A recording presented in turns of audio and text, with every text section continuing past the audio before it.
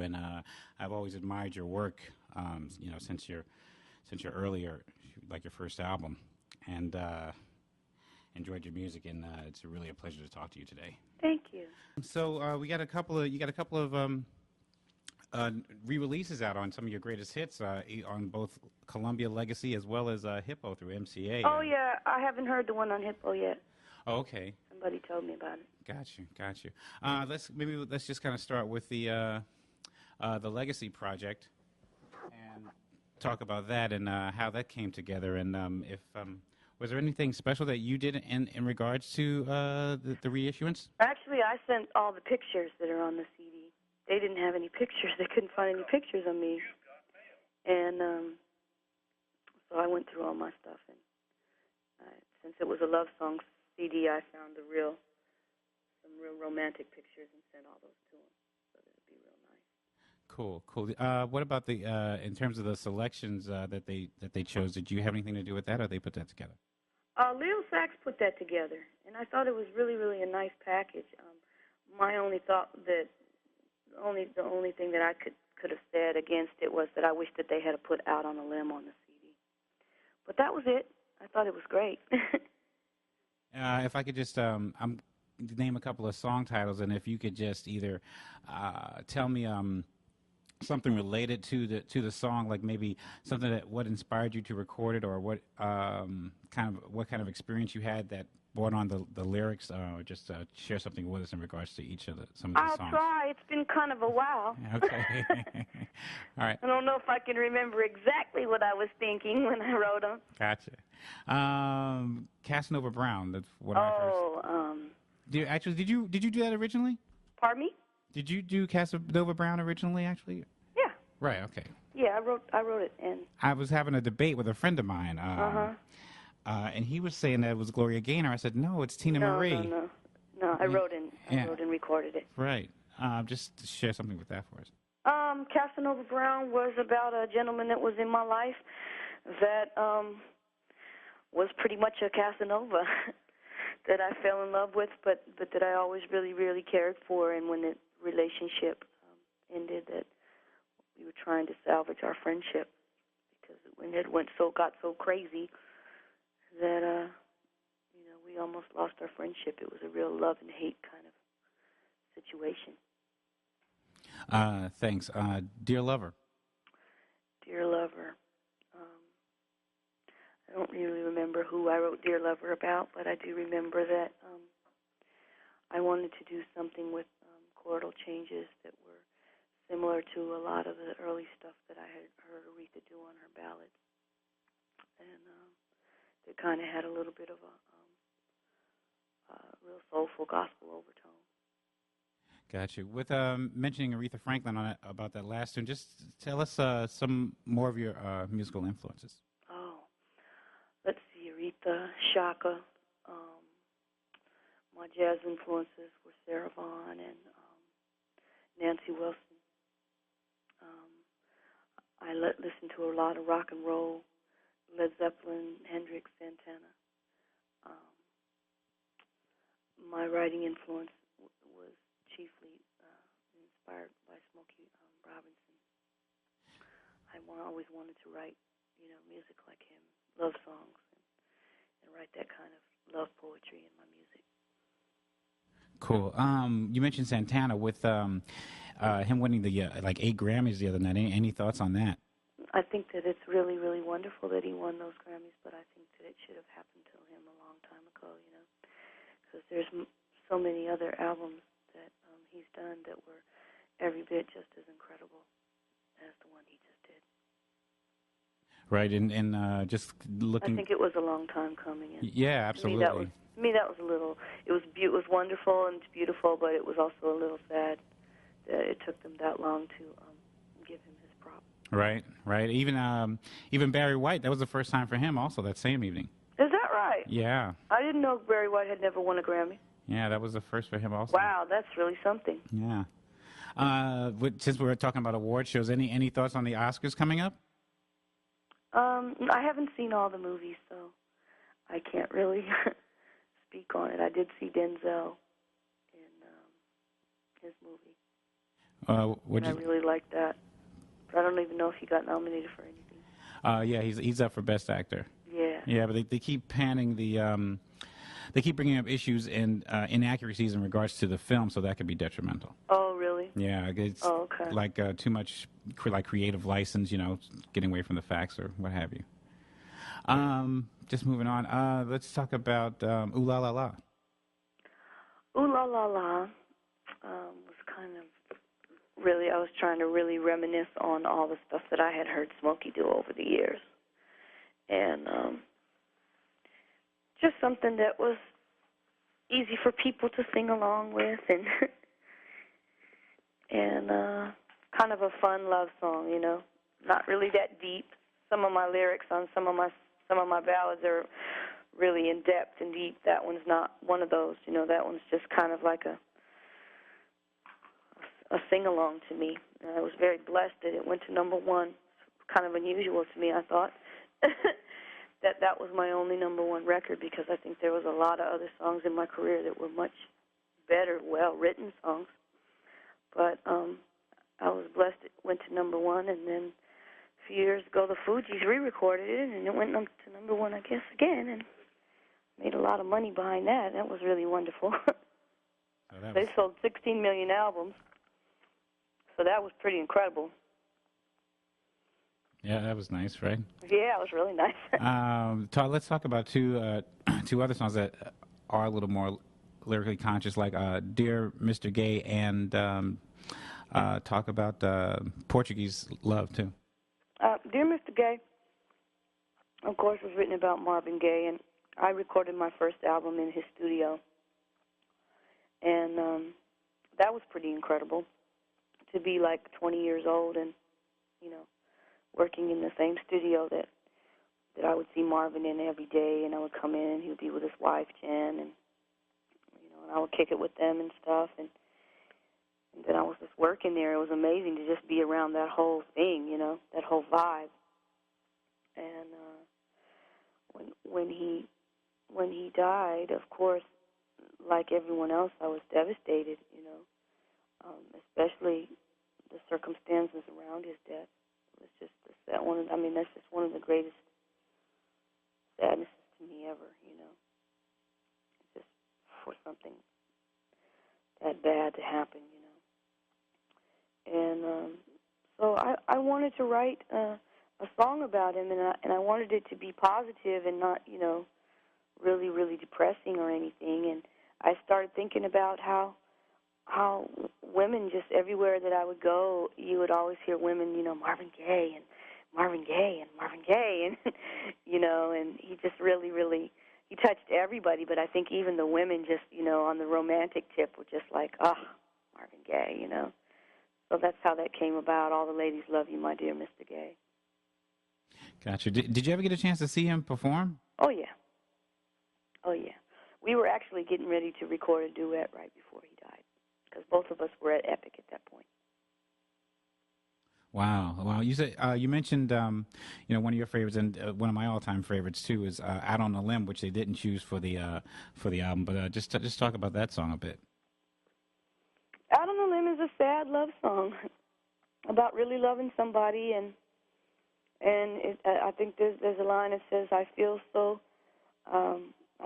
insecure, and yet I've never felt so sure." What am I gonna do?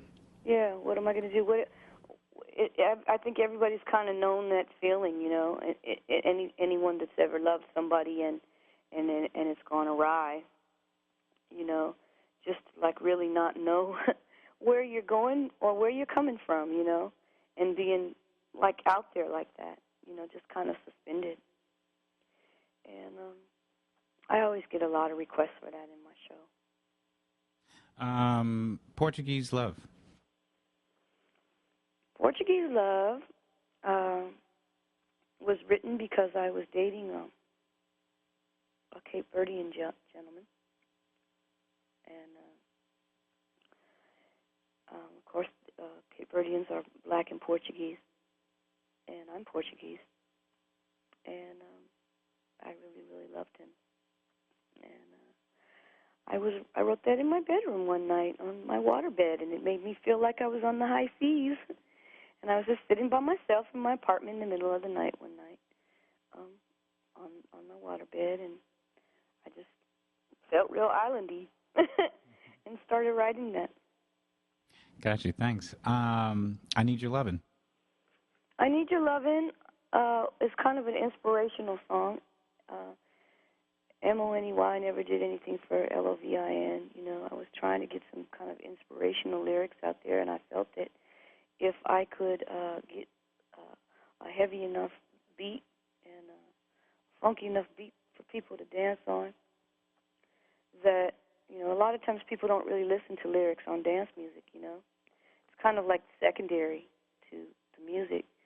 But I thought that, you know, maybe if I could do something like that, you know, it would just kind of get into the spirit, you know,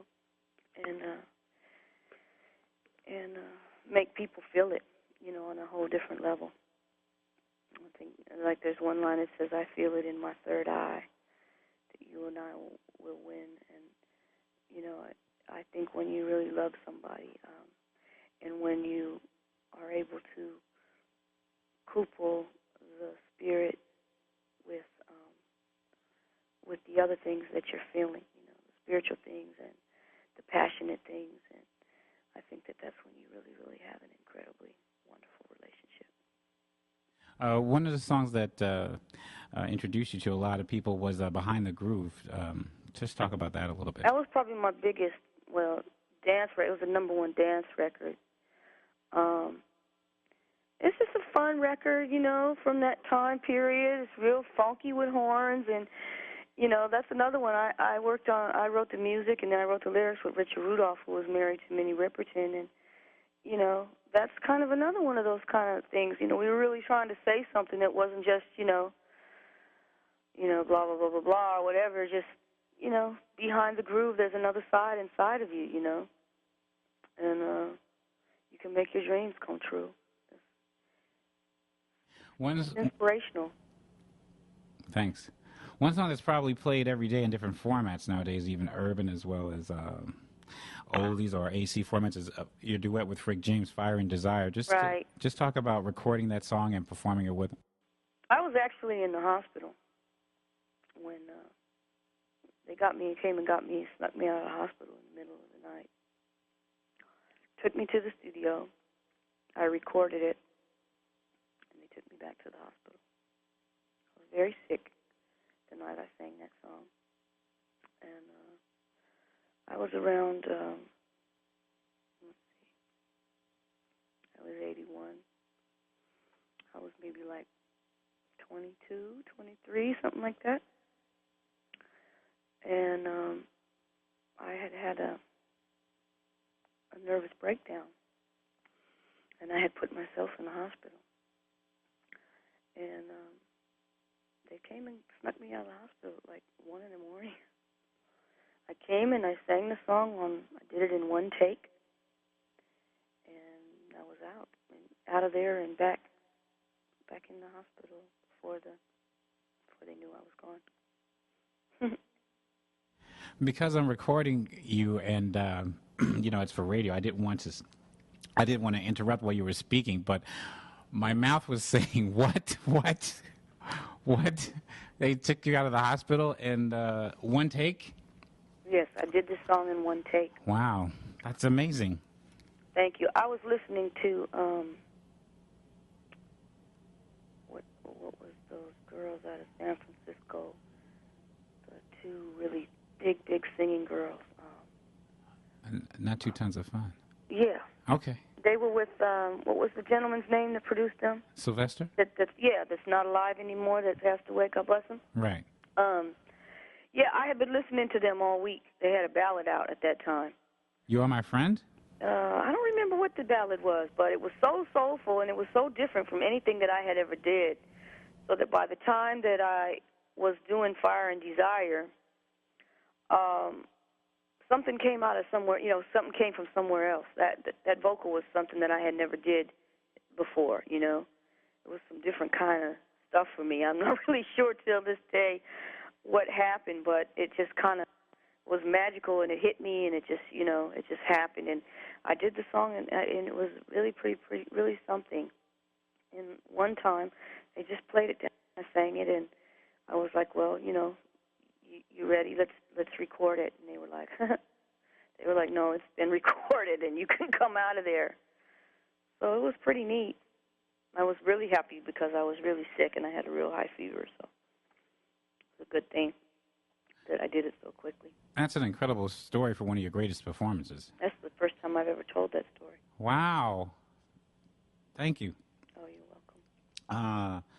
Just moving on. Actually, before I go, I was reading that Rick's going to be going on tour this summer, and you're going to be joining him. Is that true? I don't know. I'm still not really sure if Rick's health is, good enough for him to be able to go on tour. And a lot of people want us to go on tour, and a lot of agents and a lot of managers are trying to make that happen. But to me, it seems like they're caring more about the money and what we can make than his health, And I don't. That's what I care about. Sure, we can make a lot of money, but Right. I want him to be all right. Yeah. I think it was last year or year before, you did a set with Michelle and Dago Cello here in New York at Roseland.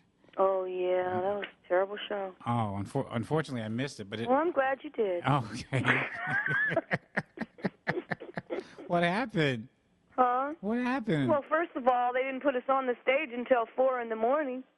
How would you feel after you've been flying all the way from California with jet lag, and they keep holding you, and we're supposed to go on at 1, and we didn't go on until 4, and I'd been up for 2 days, and the sound was horrible. It was a horrible sound in there. Oh, my God. Oh, man, poor baby.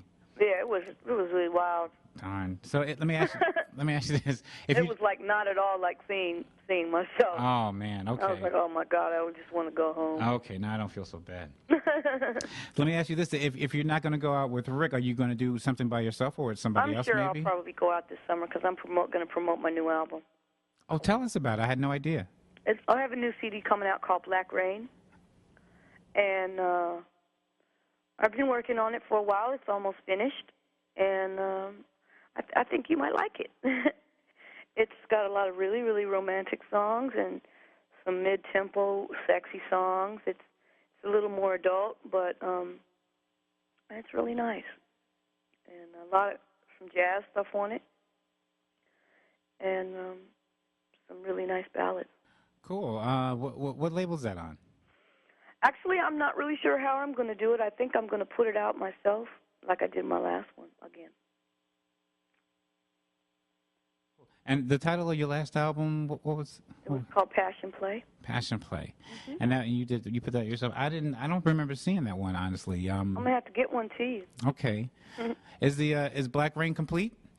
Almost complete. I'm doing a couple of guest appearances, and those will be done like shortly. And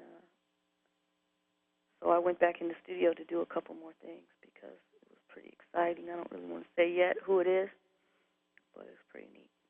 Cool. I'm looking forward to it. I'll give you my address at the end of the interview and stuff. Thank you.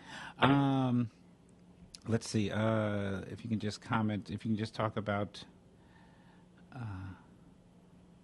your song "If I Were a Bell." If I Were a Bell actually was a title from another song. I think it's from Guys and Dolls. There's a song in that movie called "If I Were a Bell," and I always loved that title and what it was saying. So I wanted to write my own "If I Were a Bell" because that was just something that when I grew up and as a little child, that I just really, really remembered. What a beautiful thing to say. If I were a bell, I would ring for you. So I just wrote my own. Cool.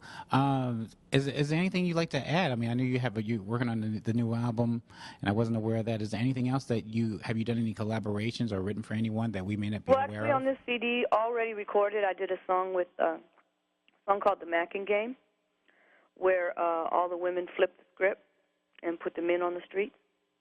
I was a little tired of all the degrading lyrical content is coming out about women in rap songs. So this is kind of our retort without we haven't said one curse word on the record, but we said what we had to say, and it's a song with Bahamadia, who's a rapper out of Philadelphia, and MC Light, and myself, and it's kind of what we had to say. God, that's cool. Yeah, and then I did another song, an inspirational song called "The Last Moment in Time," which has got another rapper on it. His name is Common Sense, who raps with the Roots and done some stuff with Lauryn Hill, and it really, really came out nice. It's very, very positive and inspirational. That's excellent. Yeah. Have you heard Common's new album yet? Yeah, I have. Common came over and played it for me about maybe 3 weeks ago, and he was just here. I did 2 shows at the House of Blues, the 13th and 14th. For Valentine's Day, he brought me out on stage. It was pretty neat. I started the show with his words from the song that he and I just did. But I love his album. I love the stuff that he played for me. Cool, man. When's the next time you're going to be in New York? I'd love to talk to you in person here in the studio if I could. I'm not sure yet, but as soon as I know I'm coming, I'll give you a ring. Cool. I know your birthday Might be coming soon because I might be doing a song with somebody that's from there. Okay. And so depending upon if she's going to do it here or if she's going to do it there, because she lives in New York, I might be there sooner than I think. How long have you lived in California now? Oh, I've lived here all my life. Okay. I was born and raised here. Okay. Always in Pasadena? No, from the beach area, Venice, California. Grew up in Venice in Santa Monica Beach. I'm looking for a pen so I can write your number down. Okay. I remember, when was it? I think it was just at the end of the year. We just like New Year's Day, we had some friends over, and one of a gentleman by the name of Paul Wexler, a friend of mine, who's actually Jerry Wexler's son from formerly of Atlantic. Oh, wow. He brought over like a kind of an interesting kind of a different things that have happened, kind of like a timeline, different things that have happened in the music industry. Mm-hmm. And one of the items was saying that initially when you started at Motown Records, Berry Gordy paid you like $100 a record or something to that effect, or $100 a week. It was pretty bad. I was making started off at $600 a month, and by the time I left, I was only making $800. And this was like, I had Square Biz out, I had Portuguese Love out, I had I Need Your Lovin', I had Behind the Groove, I had all these hits, but Fire and Desire, all that stuff was out by that time, and I was only making about $800 a month. So yeah, I when I left, they sued me, and I countersued and won. And there's actually a congressional bill in my name now called the Teena Marie bill. No. Yeah, isn't that something? I had no idea. Yeah, at that time, you're supposed to pay your artist $6,000 a year, and I wasn't even making that much. So they changed they changed the law, and they raised it to $50,000. And they changed also, you cannot hold an artist. You couldn't bind an artist anymore for 7 years. Now it's 5 years because of the bill. And it's funny because the bill was passed, and like I said, they raised it to $50,000. And when the labels found out about it, they didn't want to pay their artists $50,000, so they all got together as a conglomerate, went back into Superior Court, and knocked the law back down to $9,000. So now it's $9,000 a year. Isn't that something? Yeah. But at least they changed the law of, at least it got changed a little bit. They get a little bit more money, and you can't bind them past 5 years. This law was set in 1911. In 1911, $6,000 was an incredible amount of money. Mm-hmm. In 1981, it was nothing. Right. Yep. Wow. Talk about how that whole situation just inspired you and encouraged you to just become your own woman, and how you got your deal with Epic. Well, the bill wasn't passed till after I was at Epic. I had been on Epic for probably a year or two when they finally passed the bill. So I was actually, when I left Motown, they enjoined me. I couldn't record for a year. It's kind of a double-edged sword, because at Motown I had all this understanding and knowledge on what I should do, and but I wasn't making any money. And then I went to Epic, and I was making an incredible amount of money, but nobody really knew what to do with me, on Epic. So it was kind of like, wow, they just really didn't have a lot of insight. Maybe that was just because the label was so big and they had so many other recording artists. Like, when I was at Motown, I was like the big fish in the little pond, and then I became the little fish in the big pond. Right. But I can't complain because, like I said, I made an incredible amount of money when I got to Epic. Teena, what's some of the music that you enjoy today that's out there that you hear? Oh, well, I like Common. Lenny Kravitz, I like his music, and he's also a really good friend of mine. I like Angie Stone a lot. I love Mary J. Blige.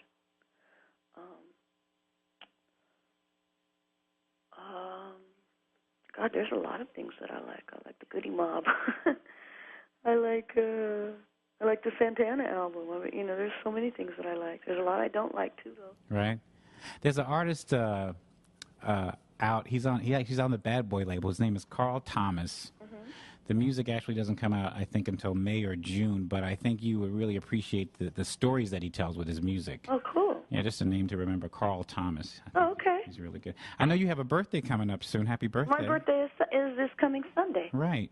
Mm-hmm. I'm going to see D'Angelo. Oh, word? Mm-hmm. Oh, that's hot. Yeah, he's playing the House of Blues on my birthday. Right. So I wanted to say happy birthday to you, too. That was another reason I wanted to talk to you. Oh, thank you. And I'm doing a profile, on you, like in my daily entertainment news source that we do here. And I'm just going to profile you in the... every day we profile a certain artist, a core artist, in the R&B format. So I'm going to do you tomorrow, actually on Thursday. Oh, okay. Yeah. So you're going to see D'Angelo on Sunday. Any other plans for your birthday? I'm going to the Grammys. I mean, not to the Grammys, to the Soul Train Awards on Saturday, the 4th of March. Yeah. So that should be pretty fun. So full-packed weekend, huh? Mm-hmm. Let's see. You said you hadn't heard the Hippo Project yet. No, somebody was telling me some of the songs on it though. Yeah, like Latin Lullabies on there. Yeah, I was surprised at that. Yeah, Fire and Desire is on that one as well as the. Is that right? The one on Legacy, yeah. I'm a Sucker for Your Love. Now That I Have You, and Behind the Groove, which we mentioned. Talk about Square Biz a little bit. That's another one that's on there. I wanted to do a song with a rap in it. I had heard Deborah Harry, and she was eating cars and guitars and bars, and and I thought that was pretty neat, I didn't know what she was talking about, but I had something I wanted to say. So they tell me it's like in the R&B, it's like the first, I guess I was like the first female rapper or whatever. I'm not so sure.